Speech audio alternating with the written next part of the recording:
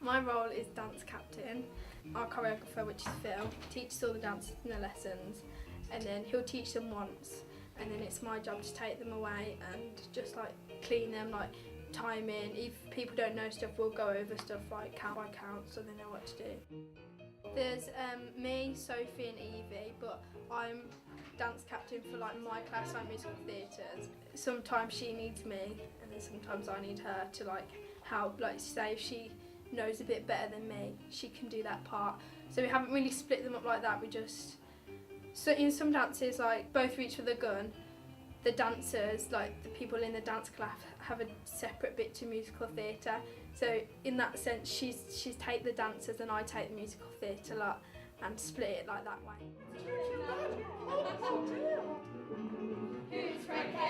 I am Mary Sunshine in Both Reach for the Gun, so I come out in a wig and sing really high. Mary Sunshine is, in the actual show, she's not actually known to be a drag queen straight away, so she comes out and looks very much like a woman, which will not be happening this time.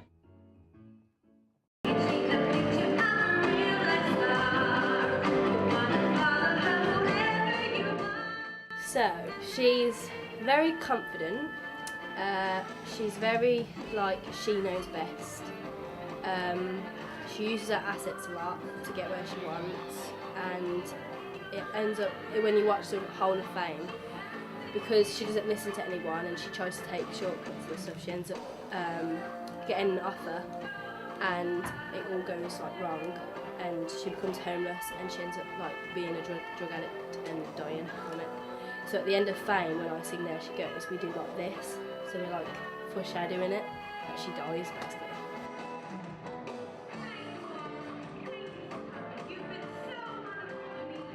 I play my trumpet in Fame, There She Goes, and in the Overture of Chicago. It's so difficult, especially in Fame, because you've just done this like really high energy dance, and the thing is with playing the trumpet, like you need a lot of breath, and when you've been dancing, you got no breath. You're like absolutely knackered, and you're on stage standing there going, and then you think, oh my god, I've got to do the next one, and you've just got to like breathe in, take a deep breath and just go. And sometimes you're like in the middle of singing and your voice just cracks.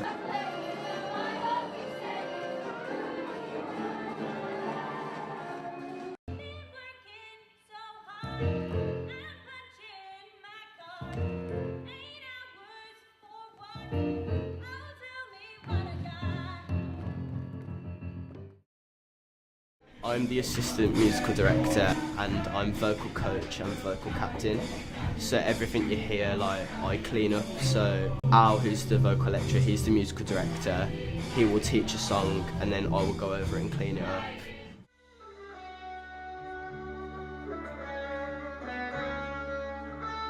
I've always grew up with being with other lads, so there's kind of hard to connect, and then you find there's a big divide between girls and boys. Like the girls can do things and the boys can't, and then like even with choreography, it's all like made for girls, like feminine kind of movements, and it's kind of they don't disregard the boys, but it's just they don't really consider the boys as much as they do the girls, and it's just stuff like that really. So we kind of have to put our own little spin on it with things sometimes because we don't want to do certain movements or singing wise.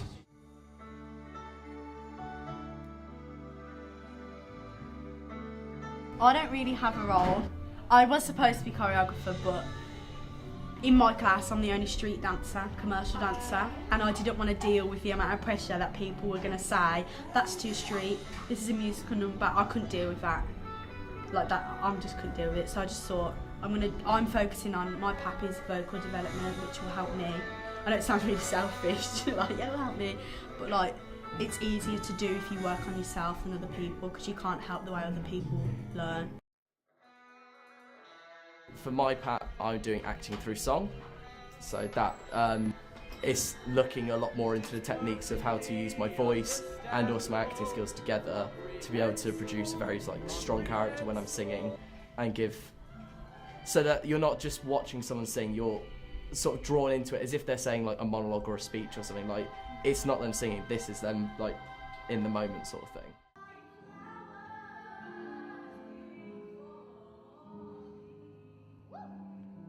My song's from Sister Act 2, where all school kids are in it, and the girl who sings my song, her name's Lauren Hill, and she's quite, for me, like, because she's a black singer, I have to kind of embody that black soul singing, like, and for me that's quite, I have quite a soulful voice, I'm known as a belter, so for me this song is more suited to me than, so like, as they're doing that in Chicago, I wouldn't really suit a song in that, just because that's all like, oh, they're really like slick and sexy, but whereas Lauren Hill in Joyful Joyful is about it, so yeah, it's a good song choice for me. It's what I auditioned with.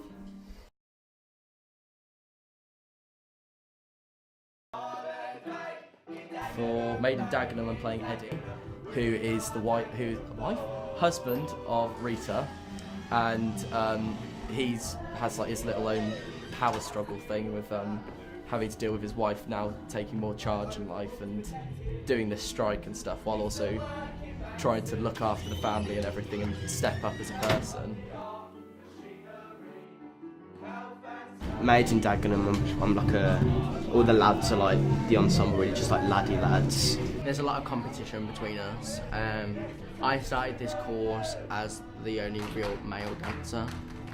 I do enjoy the competition. It makes me try harder because, like, with Joe, me and him are always competing. Me and him always compete over everything. So I think that I have someone that I do compete with a lot does help me push myself more to do better in every sort of performance and everything. I went to quite a Catholic school, and you know, being gay in a Catholic school is not cool. So it's like, I was always friends with girls, I always surrounded myself with girls. So coming here, I was like, oh, I'm not gonna, you know, all the boys are gay, and when actually, like, the majority of them aren't gay, to be really close with them and to have like a really brotherly thing, it's just amazing. Like, my PAP was based on me with a brace/retainer because I had the operation. So basically, I've got a baby tooth still, which is that tooth there. And it should have come out when I was like 11. So I've got a top retainer that I had to wear for 3 weeks in the day and 3 weeks at night. And the 3 weeks in the day was when we were doing my songs, so when we were doing like There She Goes, like the solo bits in Hard Work, all that as well. And I've just written about what that was like as well.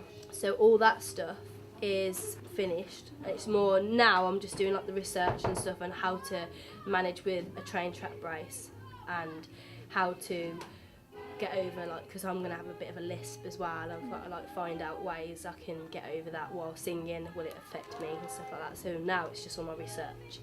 And then I get my brace the 1st of May, so that's just before like the show. So I'm going to write another log of how it is in rehearsal time with that on.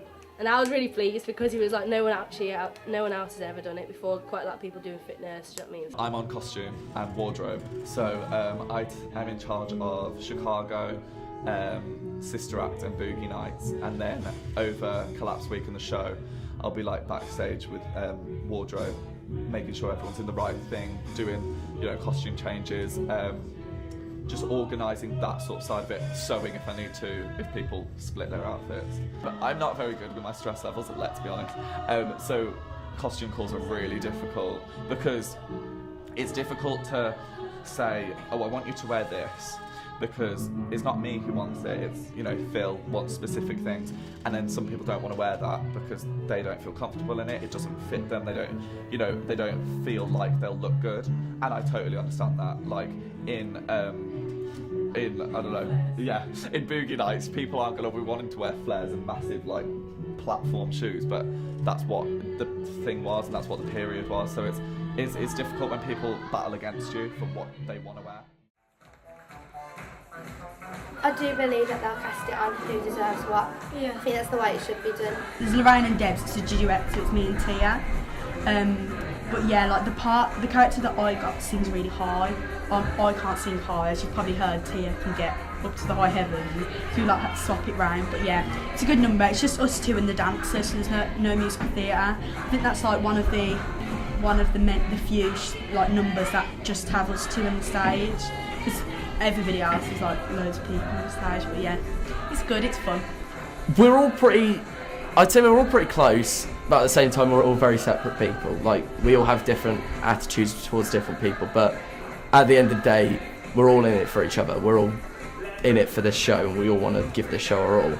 But yeah, sometimes tensions can run high with some people. They can get a bit annoyed in lessons at other people, but I know come next rehearsal, it's a fresh slate. Everyone's going to focus on the show and go straight for it. They are my family at the end of the day. I may not get on with all of them, but they are my family. So I sometimes have to, like, you know, just step aside, take a breath, apologise, and then just go on with it.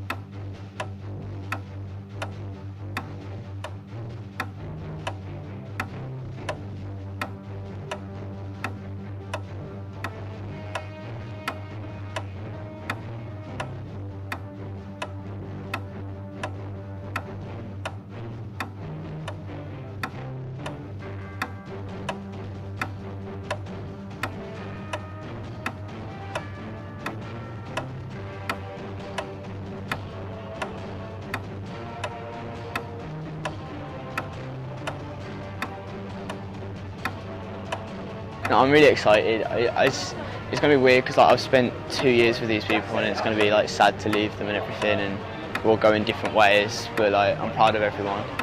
Everyone's come a long way. Like, some people couldn't even get up and sing in front of us at the start of the year, and now they're getting up in front of 300 people tonight to sing, and I'm just really proud of them all.